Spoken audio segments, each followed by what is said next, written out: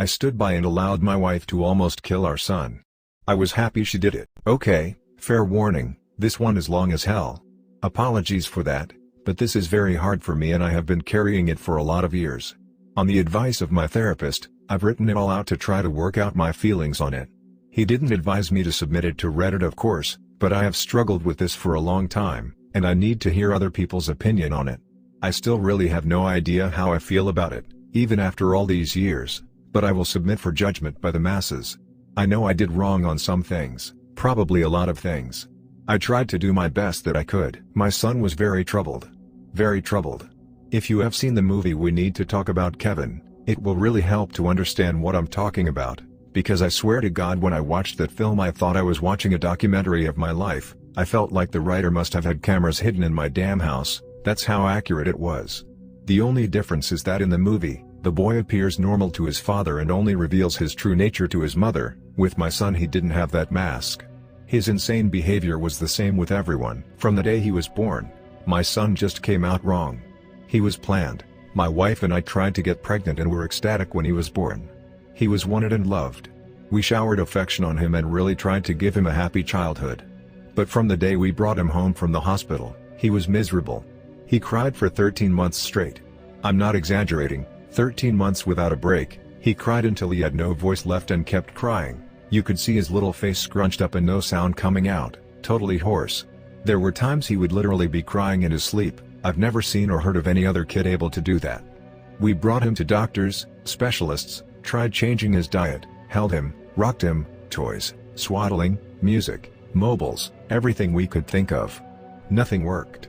13 months of grinding, no sleep hell. Once he got over the crying stage, we thought we were out of the woods. But it quickly became clear that for some unknown reason, he was just angry at being alive. I never saw that kid have a genuine, joyous smile once in the time I knew him. I saw him grin a vicious, horrible grin many times, taking a perverse pleasure from causing pain or suffering or breaking a rule. But a smile from real pleasure at something nice? No, never. Not once.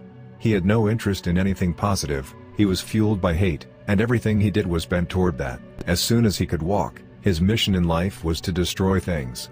He would break or try to break anything that came in his range, smash it, chew it, throw it in the toilet, whatever he could. After a while he figured out how to get his diaper off and took great pleasure in shitting and pissing anywhere he could. After a while he figured out he could hide it, and started pissing and shitting in places we wouldn't find right away, grinding it into carpets, making it even more of a problem to clean and making the house stink. When he got older, ages 9 to 15, he would piss and shit in our bed, until we got a lock on our door and he wasn't able to get in anymore. Then he'd just take a dump in the hallway in front of our room. That biological warfare started around at 2.5 years old and he never grew out of it. I'll try to speed it up as I could literally go on for days about this stuff, but as he grew older, he became more and more unmanageable. He would bite, kick, scream, scratch and spit at anyone trying to do anything with him. He was kicked out of school twice before he was 9, then let him back in and then kicked him out for good. He had to change schools. The next one put him in a special class that kept him away from the other students. We had to install a door and lock on the kitchen because he would steal knives and use them to gouge the walls/furniture or chase people with them. When he was 10, he stabbed me pretty good in the hip and ass. I still have the scars. As he grew older, he grew darker. He moved into setting things on fire, and torturing local animals. There was a stray dog that hung out around the park near our house. My son blinded it in one eye with a barbecue fork. He would dip cats' tails in gasoline and light them on fire. He became a violent, stinking, vicious beast that lived in our house. We couldn't do anything with him. I will take this opportunity to preempt that tsunami of messages. Yes, we had the kid in fucking therapy. He saw a psychiatrist twice a week, and had God knows how many different medications prescribed to him over the years. Nothing worked. Therapy didn't work. Meds didn't work. Nothing fucking worked. He was like a poison cloud of hate and fury lashing out at anything in his reach. When my son was 16, my wife got pregnant again. I can't tell you how different our reaction was. Instead of joy, we felt horror. This pregnancy had not been planned, and we really were at a loss over what to do. My son had been such an unending nightmare for 16 years, we couldn't take the idea of starting again from the beginning. We talked a lot about terminating, but A, access to abortion was not as easy in those days as it is now, and B, my wife was very against it. We talked about many options. In the end, we decided that my wife would have the baby, and if it turned out evil we would put it up for adoption. We knew we just couldn't do it again with another child like our son. We had a daughter. She was normal.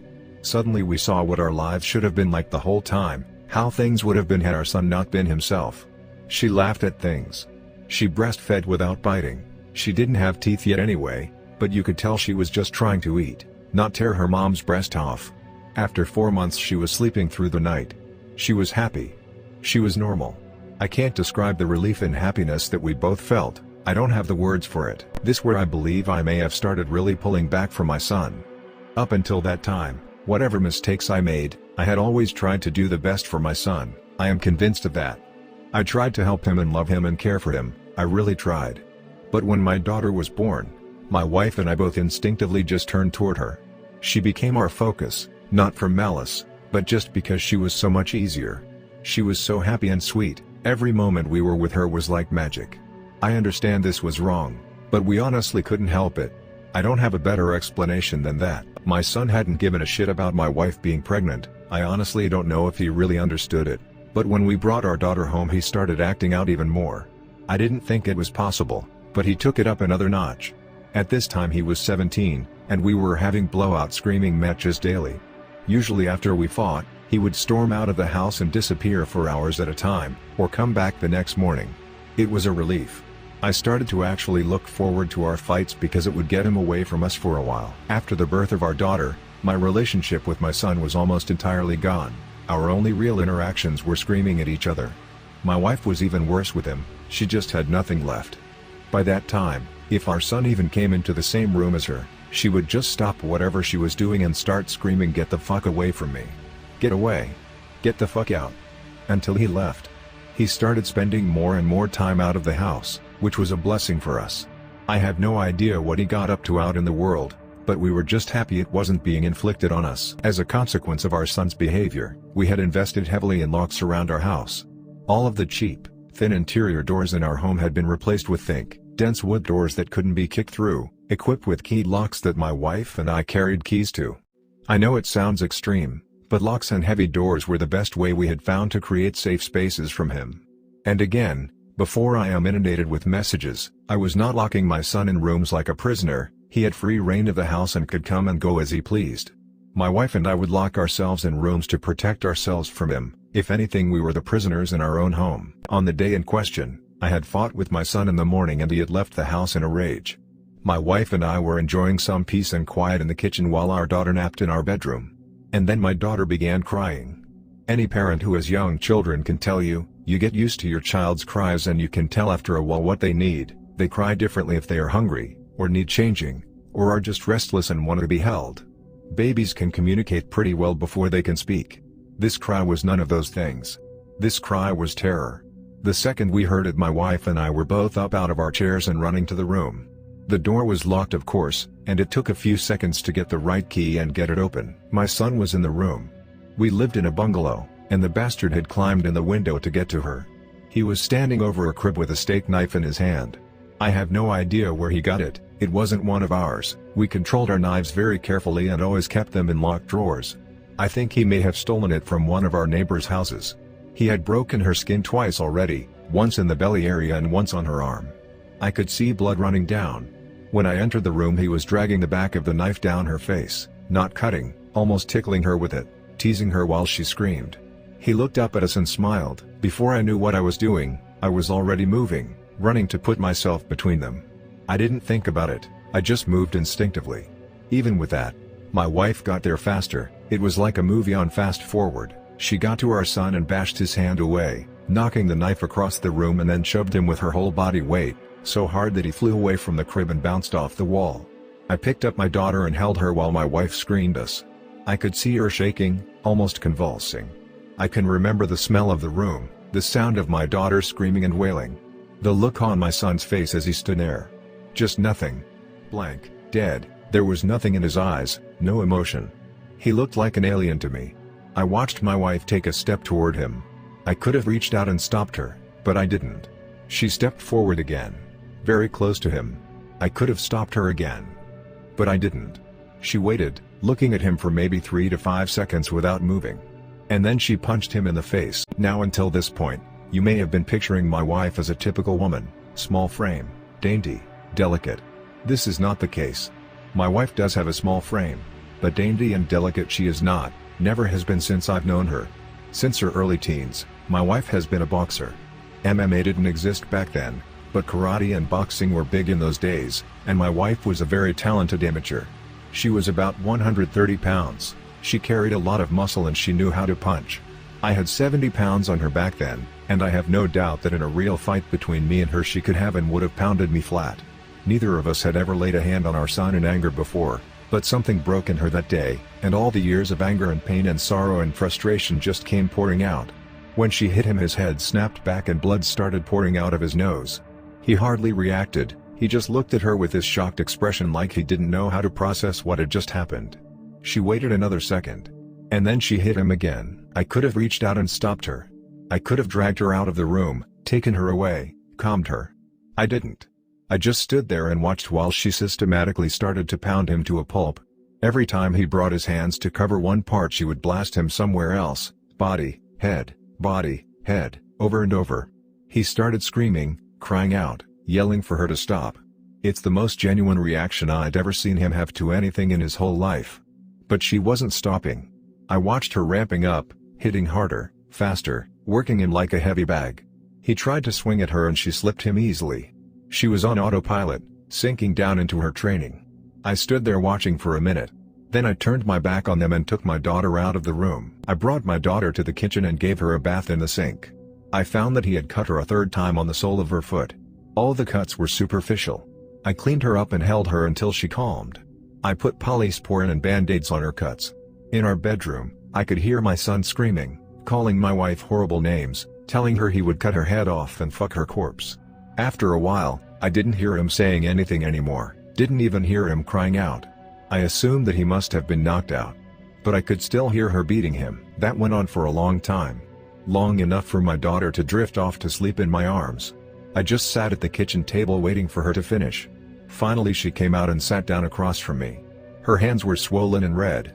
Her face and arms were splattered with blood. Her chest was heaving. We just stared at each other without saying anything. After a while I asked her, "Is he dead?" She looked back at me and answered, "I fucking hope so." I nodded. That was all there was to say about that. I understood how she felt perfectly. I felt the same. I didn't know what to do, so we just sat there waiting silently. Eventually my wife started crying and went to go take a shower.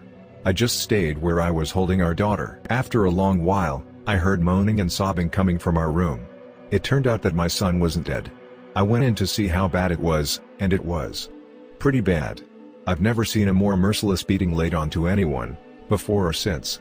He was lying on the floor, rolling around with blood leaking out of his face, lying in a pool of vomit. His nose was squashed flat out across his face, both of his eyes were completely swollen shut and starting to blacken already. I could see that a couple of his fingers were bent out at weird angles and he had pissed his pants. I think he must have been missing teeth, but I couldn't see any on the floor and I couldn't see inside his mouth. His lips were all puffed up and swollen. From talking to my wife about it later, I know now that she had systematically beaten every part of his body, focusing heavily on his legs. She told me she kicked him in the groin repeatedly until her legs got tired, and had kept beating his body long after he had passed out. When my wife came out of the shower, I still didn't know what to do about our son. I didn't know whether to call the police or an ambulance, take him to the hospital myself. I honestly didn't have any idea what to do. After a while I realized that I simply didn't care what happened to him anymore, and we decided to just let him live or die on his own.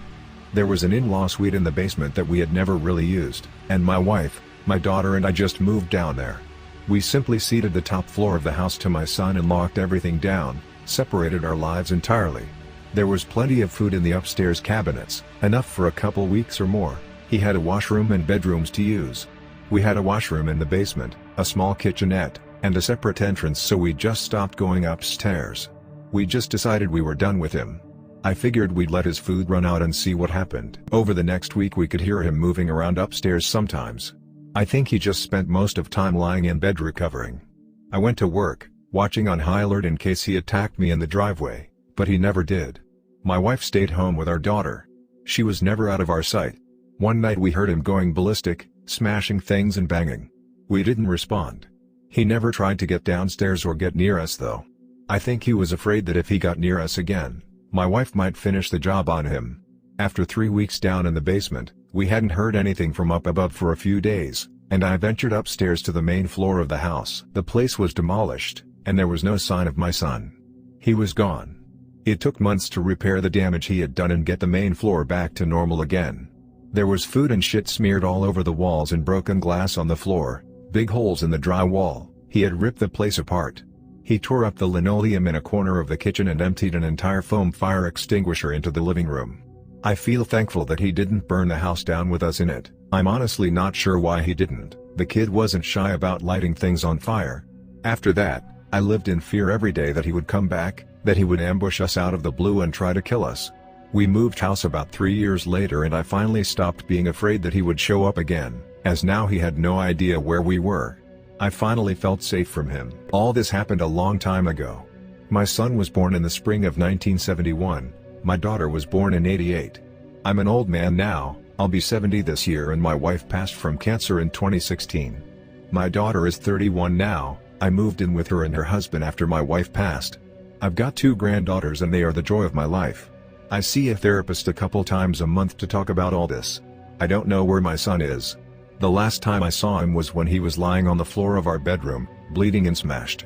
I haven't heard from him since he left, more than 30 years now. I don't want to. I carry a lot of guilt from that time, and a lot of conflicted emotions. I didn't beat him myself, but I allowed him to be beaten, and I thought he deserved it. I was happy it happened. I didn't try to kill him, but I would have been happy if he died. I will say that I do hope he was able to overcome his demons and go live a normal life somewhere. If he wasn't able to do that, if he stayed the way he was, then I truly do hope someone out there killed him. When I knew him he was a rabid dog, and whichever way it went I just hope he isn't still out there hurting anyone else.